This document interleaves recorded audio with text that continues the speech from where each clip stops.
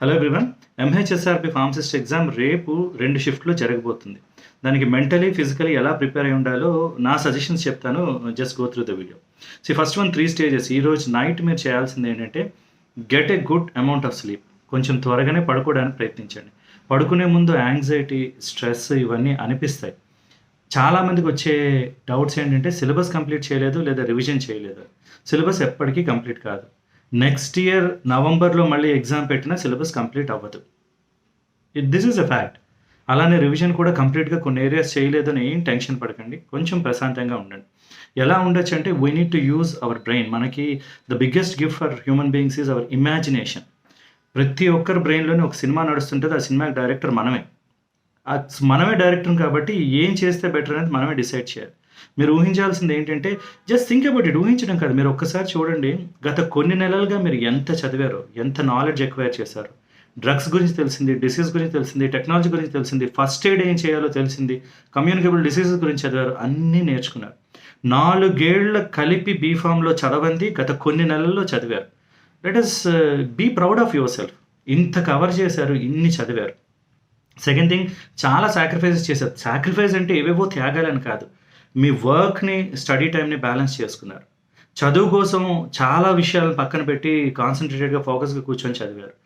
Balance చేయడం, ఇవన్నీ చాలా sacrifices. So be proud of your self. పడుకునేటప్పుడు జస్ట్ ఇమాజిన్ గత కొన్ని నెలలుగా మీరు ఎంత కష్టపడి చదివారు, ఎంత మేరకు చదివారు. ఇవన్నీ గుర్తొచ్చిన తర్వాత you will feel proud of your self. That is what is required, right? కొంచెం ఈ ఆలోచనలు వచ్చాక కామ్ అవుతారు. లేదా ఇంకా బెస్ట్ థింగ్ ఏంటంటే ఎగ్జామ్ బాగా రాసి అపాయింట్మెంట్ ఆర్డర్ తీసుకుంటున్నట్టు ఊహించుకోండి. I'm telling you, this is how you need to manipulate your brain. అంటే it gives you a kind of sense of contentment and happiness. కొంచెం ప్రశాంతత వస్తుంది. Have good sleep. ఫుడ్ తీసుకోకపోవడం ఇలాంటివన్నీ చేయకండి. ప్రాపర్ అమౌంట్లో ఫుడ్ తీసుకోండి, పడుకోండి. So this is for this night. ఇంకా రివిజన్ చేయాలి, రాత్రంతా ఉండాలి, అవంతా చేయకండి. మీకు మధ్యాహ్నం 12:40 షిఫ్ట్ వచ్చినా, 9 o'clock షిఫ్ట్ వచ్చినా, get good amount of sleep. త్వరగానే పడుకోండి, రైట్? నా మార్నింగ్ మీరు చేయాల్సింది కొంచెం ముందే బయలుదేరి సెంటర్కి వెళ్ళండి. 1.5 hour ముందు నుంచి అలౌ చేస్తున్నారు. రీజన్ ఏంటంటే కొంచెం ప్రొసీజర్స్ ఉన్నాయి. మీ హాల్ టికెట్ చెక్ చేస్తారు, మీ ఫేస్ అయితే మ్యాచ్ అయిందో లేదో చెక్ చేస్తారు, మీ బయోమెట్రిక్స్ తీసుకుంటారు, మిమ్మల్ని మీ క్యాబిన్లోకి డైరెక్ట్ చేయాలి. అందుకని 1.5 hour టైం ఇచ్చారు. నా వేరియస్ ప్లేసెస్ నుంచి చాలామంది వస్తూ ఉంటారు, రైట్? నా వాళ్ళ మైండ్ సెట్ కూడా అర్థం చేసుకున్నాం. వాళ్ళు మనకు 7:30కి అలౌ చేస్తారంటే వాళ్ళు 6:30 నుంచి ఉంటారు అక్కడ. సో 6:30 నుంచి ఉండి అన్ని పనులు చేసుకొని 7:30కి బాగానే ఉంటారు. 8 వరకు ఓకే.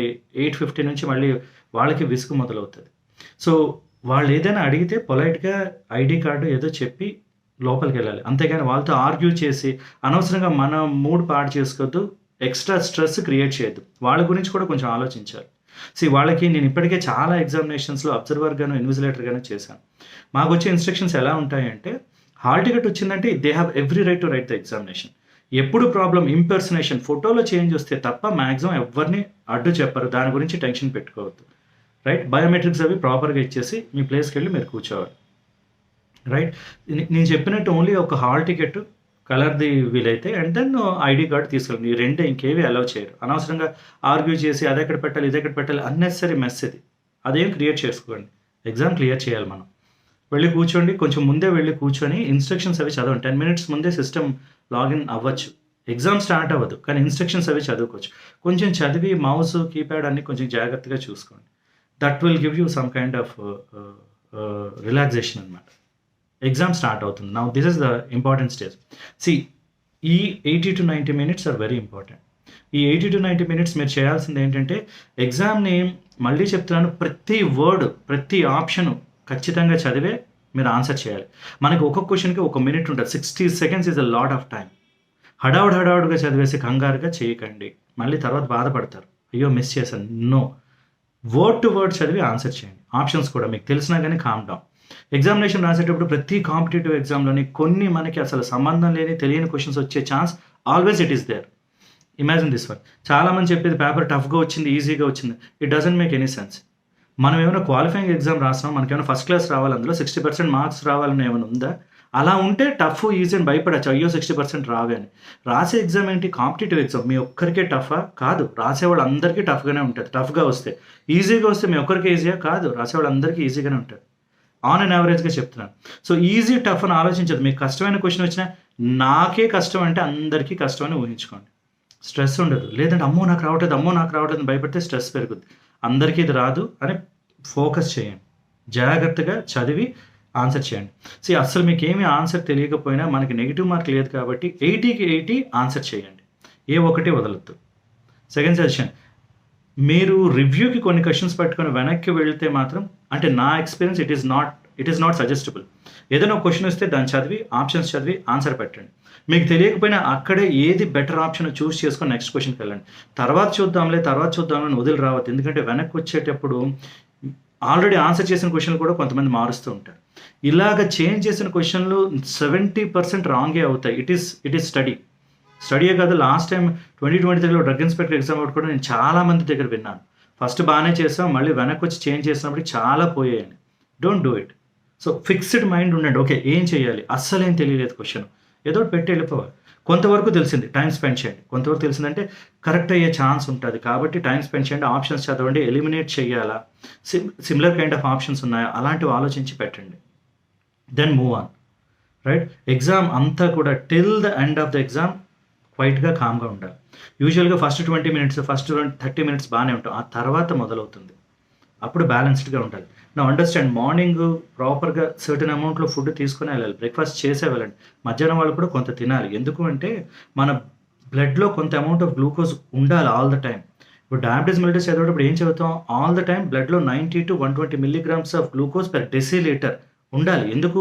బ్రెయిన్కి ఎనర్జీ కావాలి, బ్రెయిన్కి గ్లూకోజ్ కావాలి. Brain is completely depend upon glucose only. ఆ గ్లూకోజ్ లెవెల్స్ కానీ తగ్గిపోతే బుర్ర పనిచేయదు. మీకు ఉపవాసాలు అయ్యేటప్పుడు చూడండి, అందరూ ఎలా ఉంటారు, విసుగ్గా ఉంటారు. వాళ్ళు ప్రతి చిన్నదానికి విసుక్కుంటారు. ఎందుకు? ఫోకస్ చేయలేరు, ఏకాగ్రత రాదు. బ్లడ్లో గ్లూకోజ్ లెవెల్ తగ్గితే మనకు విసుగు వస్తుంది, ఏకాగ్రత ఉండదు. కాబట్టి ఆ పరిస్థితి రాకూడదంటే మీరు సస్టైన్గా కొంత అమౌంట్ ఆఫ్ ఫుడ్ తీసుకునే వెళ్ళాలి. ఫుడ్ తీసుకోకుండా వెళ్ళొద్దు, అనవసరంగా అక్కడ మెస్ అవుతారు. రైట్? నౌ ఈ 80 minutesలో మీకు మధ్యలో హాఫ్ వే, ఒక 40 minutes 30 minutes అయిపోయిన తర్వాత ఏదైనా విసుగ్గా అనిపిస్తే ఒక 15-20 seconds కళ్ళు మూసుకోండి, రీజువనేట్ అవుతారు. మీకు డెస్క్టాప్ మీద రైట్ టాప్లో టైం టిక్ అవుతూ కనిపిస్తుంది. మీరు ఫస్ట్ క్వశ్చన్ స్టార్ట్ చేయగానే 80 minutes నుంచి అలా తగ్గుతూ వస్తుంది, 79, 78, 76 అలా. కొన్ని క్వశ్చన్స్ చేశాక ఒకసారి చూడండి మీరు టైం అది కరెక్ట్గా బ్యాలెన్స్ చేస్తున్నారు లేదా. ప్రాబ్లం ఏంటంటే అది వెనక్కి వస్తుంది. 80 నుంచి 70, 60, 50, 40, 30 అలా జీరోకి వెళ్తుంది. కొంచెం కంగారు పడకుండా చూడండి. అక్కడ 30 అని కనిపిస్తే 30 minutes ఉందని అర్థం, 30 అయిపోయిందని కాదు.